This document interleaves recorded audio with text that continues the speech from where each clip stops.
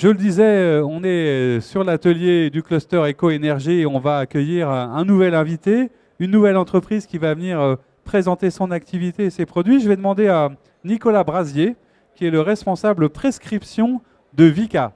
Alors, il y a à la fois des jeunes startups, des jeunes entreprises, et puis on va dire que Vicat se positionne différemment. Bonjour Nicolas, merci d'être Bonjour. là. Vicat, c'est vrai que c'est une marque assez puissante et assez connue. C'est un groupe qui existe depuis 170 ans, je crois, et qui est aujourd'hui un acteur majeur de la construction. Présentez-nous peut-être en quelques mots Vicat et son cœur d'activité.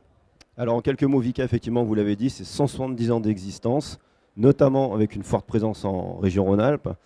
Et à l'origine de Vicat, il y a une invention. L'invention, c'est le ciment artificiel, inventé par Louis Vicat, mais il y a maintenant 200 ans. Voilà. Et c'est cette invention, c'est cette, on va dire, envie d'innover et d'inventer qui, effectivement, anime le groupe Vicat encore actuellement, avec un pôle innovation assez fort et qui propose des produits et des systèmes constructifs adaptés aux problématiques actuelles.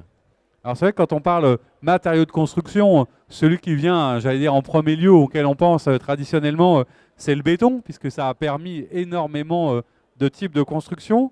Mais le béton, dans le contexte qu'on évoquait tout à l'heure, des enjeux, développement durable, environnementaux, est-ce que c'est encore un matériau adapté comment est-ce qu'on fait pour le faire évoluer et le rendre justement pertinent par rapport aux enjeux qui sont les nôtres aujourd'hui?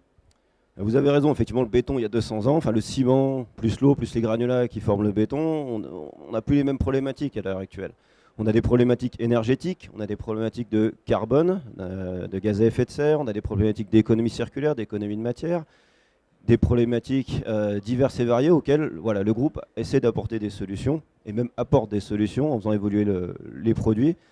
Si on prend l'exemple voilà, par exemple de la thermique, Voilà. tout ce qui est performance énergétique, voilà, on a développé un béton thermique qui a les mêmes performances structurelles qu'un béton classique, mais qui apporte voilà, une performance thermique au bâti.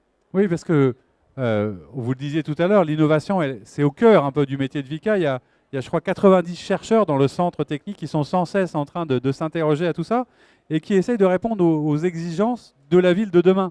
Alors, quelles sont ces exigences et comment est-ce qu'on y répond? Comment Vicat fait pour répondre à ces enjeux? Alors on vient de parler effectivement de la performance énergétique, mais il y a également tout ce qui est gestion de l'eau. Hein, on doit le voir dans les actualités, on a beaucoup de problématiques à ce niveau-là. Donc vous avez par exemple le béton drainant, qui est un béton qui laisse effectivement passer l'eau au travers de sa matière, à l'inverse d'un béton classique de construction.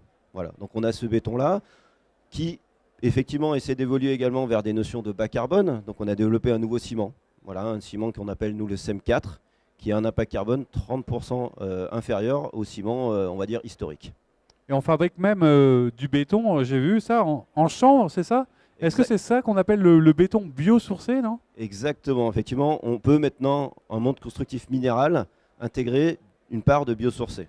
Voilà, donc on a chez nous, commencé à travailler sur le béton de chambre, avec un bloc de béton de chambre, un bloc préfabriqué, qui est voilà, composé à 42% de matière biosourcée. Et je sais que vous êtes attentif parce qu'il y a aussi la manière dont on fabrique ce béton, puisque souvent ça se fait dans un site industriel. Et vous êtes attentif aussi à tout l'environnement dans la construction de ce béton. On parlait de l'eau, on parlait aussi de la qualité de l'air. Comment est-ce que vous faites pour faire en sorte que ce béton soit construit dans de bonnes conditions et n'atteigne pas des problématiques de qualité de l'air? Alors, sur ce béton, mon bloc de chambre, ce béton voilà, biosourcé, en fait, c'est un béton qui est très simple. C'est un ciment, qui est le ciment naturel Pron, une exclusivité Vicat, qui est effectivement produit en Chartreuse, donc on est vraiment dans la régionalité, et de la Chenevotte. Donc on met ces deux éléments, on les compresse, et on sort des blocs de 30 cm par 60 cm de long, voilà, qui sont des blocs de béton de chanvre, qu'on assemble comme des Lego avec des prises mâles, des prises femelles. Donc on pense aussi à la performance environnementale, mais on pense aussi à la performance chantier. Et voilà, on vient assembler ces blocs.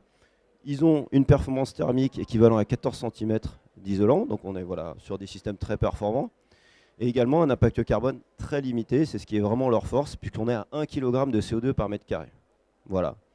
Et le petit plus vraiment de ce matériau, c'est la gestion du confort d'été, qui est également une problématique en milieu urbain, puisque ce bloc permet la régulation de l'hygrométrie, donc la gestion de l'eau et la gestion de l'hygrométrie dans le logement. Voilà. Très bien, ben, on le voit, on ne l'aurait pas imaginé, mais c'est ça aussi qui est intéressant dans cet atelier et avec les pratiques de l'éco-cluster, c'est de découvrir que même sur certains matériaux traditionnels, il y a à la fois d'innovation, il y a du progrès, il y a du développement durable et de la qualité environnementale. Merci beaucoup d'être venu nous voir. Merci Nicolas Brasier, vous étiez, je le rappelle, responsable prescription chez Vicat. Et on va dans quelques secondes accueillir un nouvel invité.